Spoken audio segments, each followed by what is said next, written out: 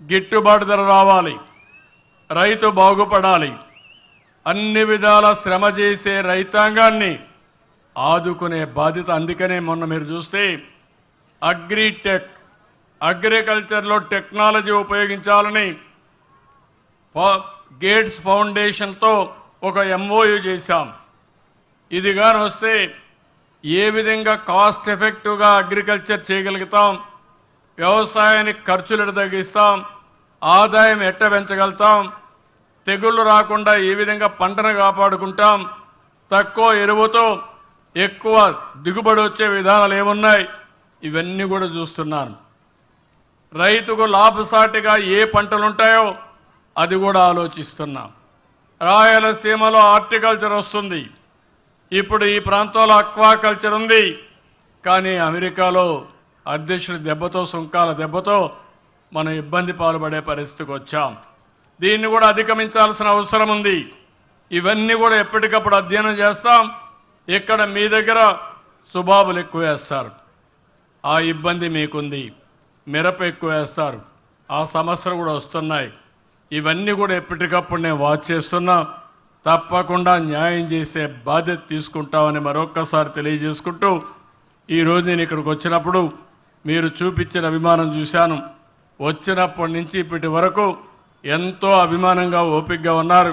2 గంటల 42 నిమిషాలు అయింది, అయినా కూడా ఒక్కరు కదలడం లేదు. ఇది నేను గుర్తుపెట్టుకుంటా. ఎవరైతే ఈ ప్రభుత్వం రావడానికి రాత్రింబగళ్ళు కష్టపడ్డారో ఆ వర్గాల్ని, ఆ గ్రామాల్ని అన్ని విధాలా ఆదుకునే బాధ్యత మాది. ఎప్పుడు కూడా ప్రజాస్వామ్యంలో ఓట్లే, ఎవరైతే మనకు సహకరిస్తారో ఆ ఓట్లేసిన వ్యక్తుల్ని గౌరవించాలి, ఆ ఓట్లేసిన వర్గాల్ని పైకి తీసుకురావాలి, ఆ ఓట్లేయడానికి కారకులైన కార్యకర్తలు కూడా న్యాయం జరగాలి. ఈ 3 జరగాల్సిన అవసరం ఉంది. అప్పుడే ప్రజాస్వామ్యంలో మనం అనుకున్న లక్ష్యాలను నెరవేర్చుకుంటా పోతాం. 2004లో మళ్ళీ తెలుగుదేశమే అధికారంలోకి వచ్చుంటే ఈరోజు ఎక్కడుండేవాళ్ళం మీరు ఆలోచించండి. 2019లో మళ్ళా తెలుగుదేశమే వచ్చుంటే ఆంధ్రప్రదేశ్ రాష్ట్రం ఎంత అభివృద్ధి అయ్యేదో చూడండి. ఈరోజు వచ్చాం, 9 నెలలు అయింది. అమరావతి, విధ్వంసమైన అమరావతిని ఘాట్లో పెట్టాం. గోదావరిలో కలిసిపోయిన పోలవరాన్ని మళ్ళీ ఈరోజు పట్టాలెక్కించే పరిస్థితికి వచ్చాం. విశాఖపట్నం స్టీల్ ప్లాంట్ దివాలా తీసి రేపు రాబోయే రోజుల్లో ఇది ప్రైవేటైజ్ చేయాలి, లేకుండా మూసేయాలనే ప్రాజెక్ట్ని ఈరోజు లాభాల బాట పెట్టే పరిస్థితి తీసుకొస్తున్నాం. రైల్వే జోన్ తీసుకొచ్చాం. మీరు అవన్నీ చూస్తే ఈ గడిచిన కాలంలో 10 నెలల్లో ప్రభుత్వ పరిపాలనని ఘాట్లో పెట్టాం. సంక్షేమ కార్యక్రమాలని ఇస్తున్నాం. సూపర్ 6 అమలు చేస్తున్నాం. ఎవరికి ఇబ్బంది లేని పాలన ఇవ్వడానికి అనునిత్యం పనిచేస్తున్నాం. ఇది అర్థం చేసుకొని సహకరించమని మిమ్మల్ని అందరినీ కోరుతున్నా.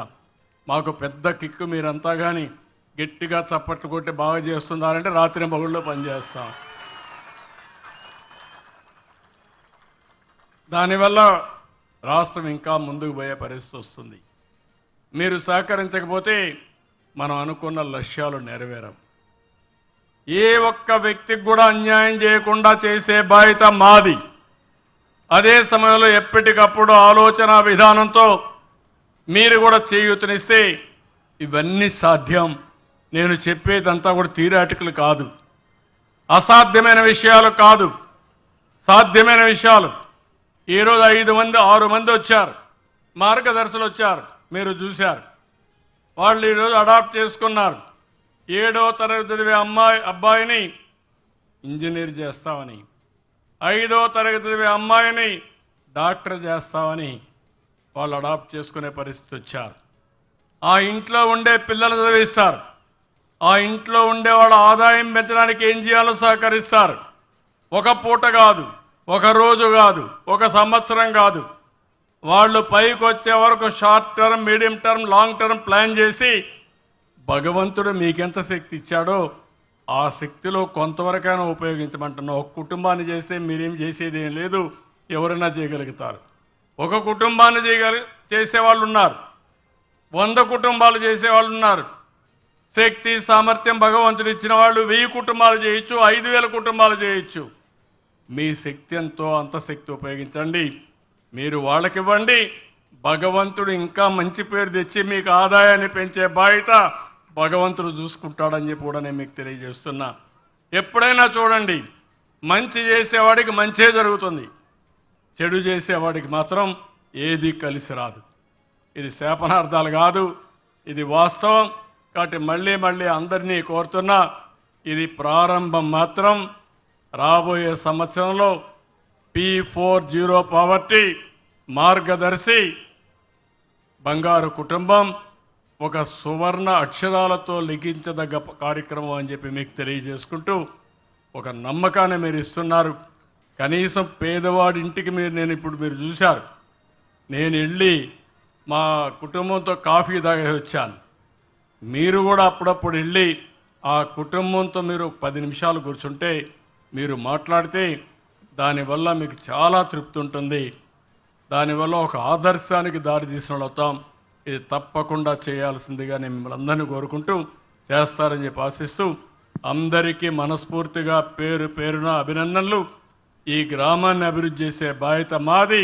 ఇప్పుడు ఇచ్చే పిటిషన్ అని తీసుకుంటాను, తీసుకొని ఏం చేయాలో అవన్నీ కూడా చేస్తామని చెప్పి మీకు హామీ ఇస్తూ